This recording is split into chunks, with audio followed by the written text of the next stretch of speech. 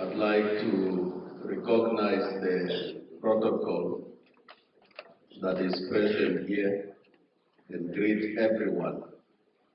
I will go straight to the presentation. This is a research project of 381 pages. We prepared 108 slides. I was given 20 minutes to speak, then 10 minutes for discussion. Therefore, you will appreciate that I will not go into the detail, but just provide highlights. And I kindly request the Director of Proceedings that when it is 20 minutes, please stop me even if I have something to say. This study is about the underachievement and underparticipation of boys in the Namibian education system, meaning the majority of the boys are not participating in education. Those that are participating are not achieving. The research team members are as indicated here. Professor Roderick Zimba was the research team leader, with Professor Kasanda, Dr. Yambo, Professor Kapenda, myself, Dr. Neshila, Mesheyapo. These were the research team members. Professor Zimba is here, and Dr. Neshila and Sheyapo, the others are busy in the class. I will just request those that are present to stand.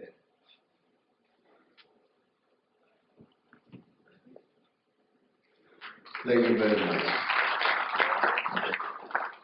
I will briefly talk about an introduction, background, and I will highlight the results, and I will just indicate in the recommendations to whom are these recommendations actually meant.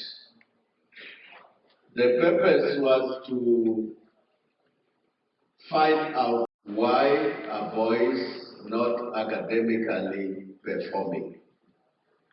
Secondly, what are the factors that are influencing the Namibian male learners and students are underachieving and underparticipating in education? For us to answer that question, we administered questionnaires to the number of learners that you are seeing there, to the number of teachers that you are seeing there, to the parents, to university lectures, as well as university and vocational training center students. In addition to administering a questionnaire, we conducted focus group discussions. We sampled secondary school learners, secondary school teachers, parents, and university students. What is evident in Namibia now is that there is disparity in terms of academic achievement, and this disparity is in favor of the girls. And this disparity is not in your general education system, it is also in your tertiary education system. Meaning, girls are academically performing in your general education system, and they are generally performing also in your higher education system. It's important to emphasize, not all girls, but the majority of the girls.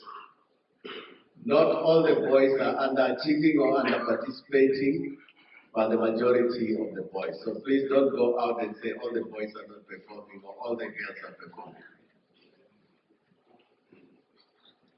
And we want to emphasize why we conducted this study. What was the goal of this study? The purpose was not for us to take a position, either for girls or for boys. It was not for us to join a position in the debate. Also, it was not to be seen as a backdoor ploy to legitimize educational structured practices that favor patriarchal hegemonic gender roles. In other words, we were not doing this study to say patriarchy does not work, the boys are now the disadvantaged, the girls are, no. That was not the purpose of this study. It's not to come out and say the boys are now the disadvantaged and patriarchal structures are actually not working. So, I don't think I need to go in the details of what the study was all about. Actually, the only intention of the study is to reflect on the causes of underachievement in education that is arrived at through research, and to present those findings and to make recommendations. So that was the only objective or intention of the study. And we are expecting that the findings and the recommendations that we are making will contribute to preventing male students from dropping out of school and from university, and therefore promoting retention and academic achievements. That is basically what we want to achieve at the end of the day. So why we did this study is all our policy documents, nationally as well as international documents, are talking about inclusive, qualitative, and equitable education systems. If the boys are underachieving, if the boys are under-participating, the question is inclusive and equitable. That's the only thing that we are interested in. And as I have said, the underachievement of boys, the under-participation of boys is not a Namibian problem only. Globally, in the literature, in the various studies, generally, female learners and female students are participating more and achieving more in education compared to the boys. So I will not go into the details. It's just to make the point that that is the state of affairs, not only nationally, but also internationally. And there are actually a lot of data, and EBIS is doing a good job in producing a lot of data. The question is, what is it that we are doing with this data to enhance evidence-based policy making? That data is just telling you what I've been saying in terms of participation in education, that generally female students are participating more than boys. This is also the same in terms of enrollment. If you look at grade 1, the number of learners that enter grade 1, and the number of learners that leave at grade 12, even you have data that tells you how many female enters, how many male enters, and how many males leave the education system at the end of your secondary education, how many female. The evidence there is our education system is inefficient in terms of survival, retention, academic achievement. Look at the number who enters and look at the number who leaves the education system. What happened to those people that are not entering at the end? So this is just the information. The latest statistic, there are maybe only 3 regions where you are having more boys than girls in the education system. But generally speaking, there are more girls that are participating than males. Now, as I said, in terms of academic achievement, it is not only a general education system alone. We took the national examinations result performance and analyzed it subject by subject. What is the academic achievement there? And you can clearly see the majority of the people that are performing are female learners. When you go to the universities, if you look at graduation, the people that are graduating at UNAM since the establishment of UNAM in 1992, at each graduation ceremony, is more female students that are graduating than male. At the Southern Campus graduation ceremony this year, over 80% of the people that graduated were female and only 20-something% were male. This is not a new thing. It has been there since 1992, at least at the university level. NAS is also the same. When you compare NAS with UNAM, then you can see there's a differences in the faculty. The STEM, your engineering and so on, you can clearly see slightly on the basis of the data that we have at that time. In the STEM field, there are still more boys or so. But the latest figure is telling us the female students are actually catching up.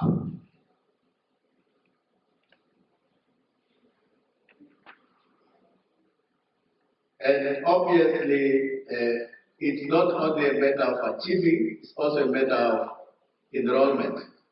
If the majority of the people that are finishing secondary education are female students, it should be obvious that the majority that are applying for university are female students, and you can clearly see in the statistics that since we have been applying, enrolling for university have been female students. Because you are getting them from the general education system. And obviously the majority who are performing are also from there. And even if you look at private institutions, this is the data from the Council on Higher Education, you can clearly see the majority who are enrolling, whether it is private or government, except Charles Luanga, which is a seminary and few religious, you will clearly see that the majority of the people are actually female students. So what we are saying is, it is established on the basis of evidence that boys and male students are under-participating, they are also underachieving.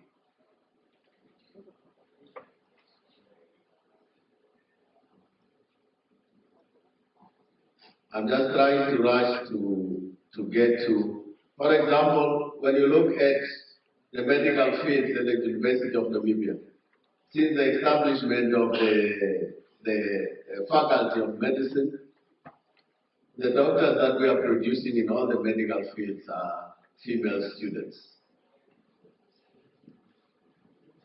There are also male students who are maybe enrolling, but they are not achieving. I'm not saying all of them, but it's a majority of them. So we were interested in finding out how can we explain this situation. What are the possible reasons why the boys are under-participating and underachieving? And you have seen we have gone to different sources to find out about these issues. The problem is, what are the political and social implications if boys are not participating in education and if boys are not achieving in education? And we feel as a nation, even internationally, we have not paid attention to this problem. And we are seeing some of the results of that. when you look at Namibia being a patriarchal society. And we are seeing it, we are just not paying attention to it. So I don't want to go into detail. I explained what were the research questions that we asked. Maybe I might just try to rush and share some of the general findings. I have already stated gender disparity, both in academic achievement as well as in participation, exists in the Namibian education system. Is in favor of girls from the general education as well as in the tertiary education. This is not a new phenomenon. Your MS report over that period reveals this. The graduation and enrollment at university since the 1992s revealed that. The other thing is those few boys that are remaining in education, they are dropping out, they are not surviving, they are underperforming. So even you have already a problem of underparticipation, then you have additional problem of participating but not achieving academically. I want to repeat myself, not all the boys, not all the girls, but this is the general picture that is there. Tertiary education, the same situation. I think what is important for us, it's not only Namibian, it is also becoming a global situation. When we look at reports and evidence globally, enrollment and academic achievement of girls are actually in favor of girls in many of the countries with data. Now, out of this problem, I was telling people outside there, we've talked too much. We need to get into action in changing what we are capable of changing. And that is the purpose of this recommendation. Allocated, I will not go into every recommendation. But one of the recommendations that we are making generally is there need to be an awareness about the under-participation and underachievement of boys in the education system. When we're doing the study, you ask lecturers in their questionnaire, many said, I never paid attention to this. It's the first time that I will now pay attention. I was not aware of this. That's what happened. The focus group discussion with teachers, the majority were also saying, we're not aware of this. We will now pay attention to this. That's why there's general awareness that is required in terms of what is happening in the education system. The other problem that is there is the underachievement and underparticipation of boys cannot be an education sector responsibility alone. We are not going to address it in that way. There are problems, the reasons for the underparticipation and underachievement are multifaceted. There are many various reasons for that. And education alone will not be in a position to address it. The key thing that is coming out of the study is the socialization. The way how boys are socialized is having implications on their achievement as well as their participation. In many of the focus group discussions, I told you this is a 381-page report. We cannot go into detail, but we have quotations of what people have said.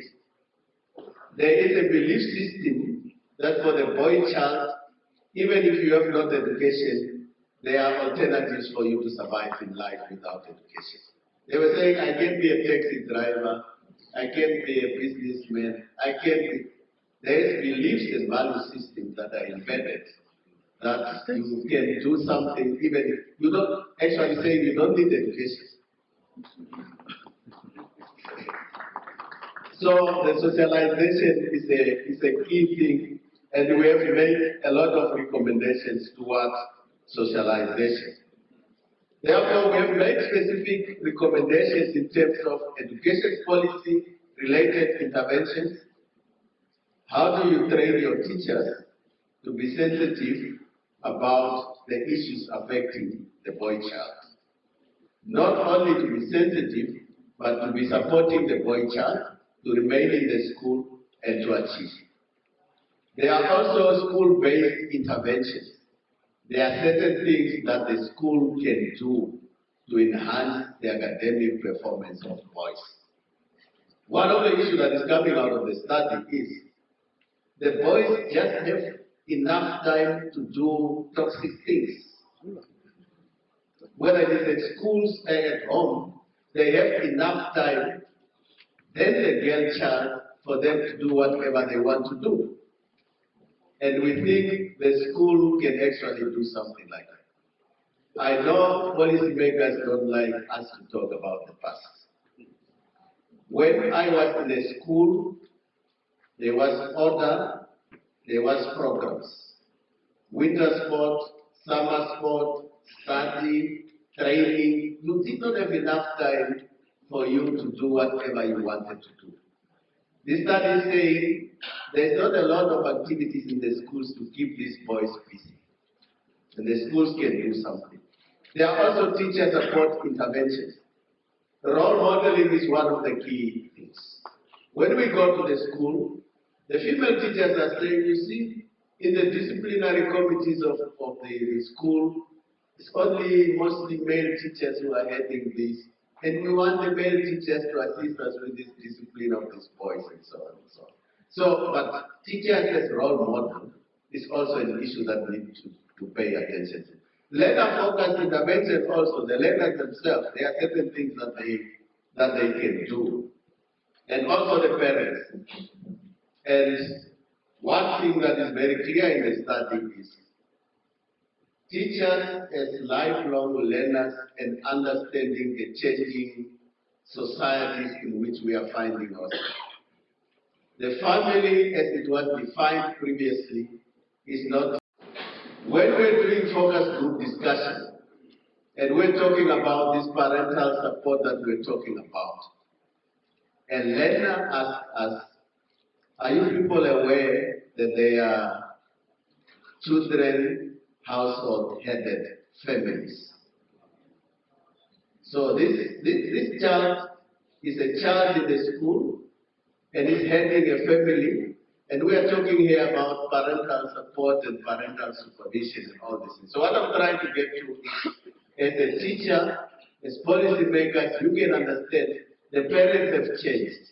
And the issue that is coming out very clearly in the study is culturally understanding of families, the Ubuntu concept that people were talking about here. It came out in the study to say the responsibility of raising a child, what we had as a collective responsibility, maybe we must go back to that because we have become too individualistic and we don't think about other people. So there are also community-focused interventions. There's nothing new that we have found out that you did not know. For example, this thing of shebeens and cooker shops and everything and the school environment and so on was an issue that came out that the community can deal with in the traditional living. There are also issues related to university-based intervention in terms of how we are training our teachers, but also specific programs that respond to the challenges that the boy child is actually experiencing. We also have other recommendations to educational stakeholders, your faith-based organizations, your traditional leaders, and so on. The last thing that I want to say is we are recommending that Namibia must lead globally this idea of programs related to the under-participation and under-achievement of boys. Because the agenda globally and even nationally is this assumption that the girl child is underperforming, is underachieving, while the evidence is showing something different. We are not saying abolish girl-specific educational programs. we are saying the boy child is actually also in danger. How do we deal with it? Because globally, I mean, I was in the National Commission for Investment for 17 years. A country in Lesotho in the global setting was always saying, our problem is not the girl child, but it's the boy child. But no one was listening to them because that is not the global agenda. So we must be careful about this. I think, Chair, I hope I was in my time. I just say a little thing. Our way forward is, we only finished this study. We want really to have a thorough engagement. We have gone to 14 regions. Originally, we wanted only 7. But when doing the study, we say there might be regional peculiarities. Let's go all these regions. We talk to parents, we talk to learners, we talk to teachers. We can't be just dealing 30 minutes with this issue. If we were having resources, we want to have a specific colloquium or workshop to present this report thoroughly, or to go back to all these regions and present especially the recommendations that we are making. Thank you.